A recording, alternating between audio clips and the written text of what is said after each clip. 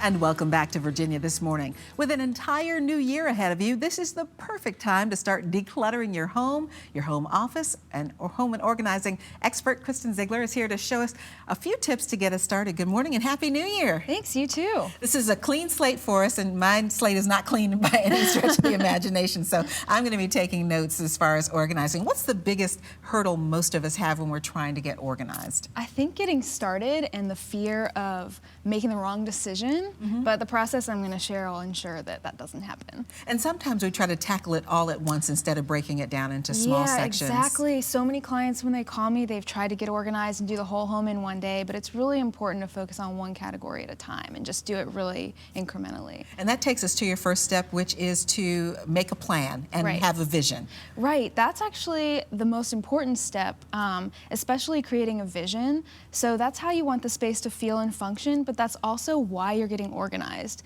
That's so important. So for example, for a kitchen, that might be to get back to cooking with your family or lose weight. And for a wardrobe, it might be something bigger like get to work on time so you can get that promotion. So I always recommend writing down your vision just so that you can refer back to it if you get stuck, because it'll really motivate you just figuring out what that bigger picture thing is. And it ties in so much to New Year's resolutions too. Everybody makes a list, and then I just recycle that same list every year because I never get it done. Yeah, this will make it happen. So we've got the plan. So what are you going to show us today? What focus are we going to have today? Yeah, so I'm going to walk through the steps that I use with my clients. It's a surefire way to have a successful decluttering and organizing process. Okay, for this segment, what is our vision? What are we organizing? Oh, clothing. Okay. Yeah.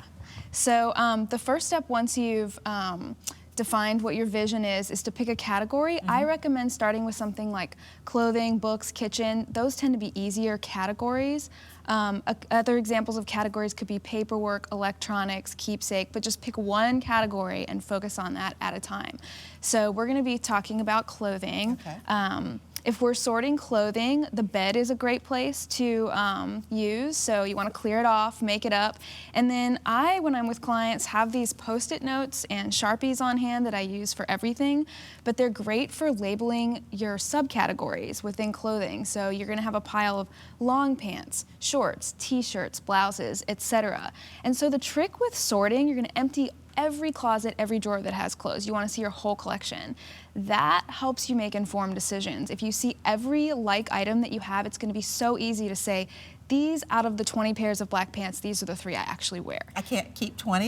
You can. I mean, everybody has their thing, but usually not. Yeah. So once we start labeling the categories, then comes, for me, the hardest part is deciding what to keep and what to discard or give away. Exactly. Yeah. And so one other note is just to stay focused on that category. If you find something like paper, just put it outside the door and keep going so you don't get burnt out. And don't get distracted. Yeah, exactly. So once you've pulled everything out, you can make the keep discard decisions. And I like to have handy bags for categories like donate, trash, recycle, and sell. So I use these clear lawn and leaf bags for donate to distinguish from trash, but the key is to just label each bag so you don't accidentally put like donate and trash or something like that. Right, or accidentally throw away all your good clothes. Right, exactly. So with clothing, I like to share 4 rules for what to keep. 1, you should love it, so you just get excited about it.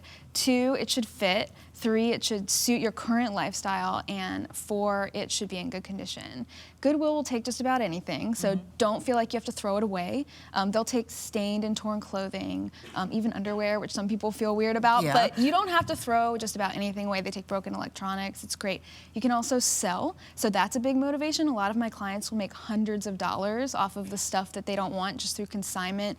A couple of my favorite spots around town are Clementine and Baggio. And then the other thing too is don't be afraid to be bold. You see your whole collection, you know what you like, you know what you wear, let go of the rest. It's so freeing and so liberating. And don't forget your friends. They might like some of that stuff you have too. Your friends might love, yeah, and sometimes if a client's like, oh, I wonder if so-and-so would like this, I just say text a picture so they can give you a yes or no and you can move on. But my clients 99.9% of the time do not regret getting rid of anything, and even if there's that one little thing, they're like, it doesn't matter because I feel so good, I feel so liberated. It's just a great way to start off the new year. Yeah, because as you mentioned, you're kind of lifting that weight, getting rid of the clutter that kind of holds you down. Exactly. Usually for a wardrobe session, we'll fill anywhere from like 2 to 10 of these huge lawn and leaf bags full of donation and sell for a client. I think most That people feels could good. do that. Yeah, it feels So really good. what is our last step then? Organizing. Yeah, so a lot of people try to start with the step of going out and buying containers, but that's a big mistake because until you've really defined your vision of what you want your life to look like and what fits in it and what doesn't, there's no possible way to really know what kind of storage containers you need. So a lot of times I'll have clients keep the containers they're emptying out during the sorting phase because we can repurpose. If not, once you've sorted and purged, it's really easy to just measure the space and buy the perfect thing from IKEA, Container Store, whatever your favorite place is. But I always like to use Ziploc bags as just a temporary storage option, just so you don't feel like you have to rush out and get something right away. You can think about it. And I always recommend labeling as well. So I have my little brother label maker there. It's great for just a reminder of what's supposed to live in a drawer or a cabinet. I love how you got something folded up really small here. What do you do with that? Yeah, I'll grab it for you. So since we're talking about clothing, when I'm folding a dresser, I recommend the file fold technique. So that's basically just like a regular fold in thirds and then another step of thirds so that it stands up. And then you can see everything and you can fit 2 or 3 times in the drawer. So if you had your drawers overflowing, now it's really organized and you can get some drawer dividers to separate your rows, and it's just super easy to pull out what you need. What a great idea. I'm going to go home and start organizing one step at a time Yeah, now. exactly. Over to Kristen Ziegler. Thank you so much for joining us. Oh, with some my great pleasure. New Year's ideas. Thanks. And there's more to come here on Virginia This Morning. We'll be right back.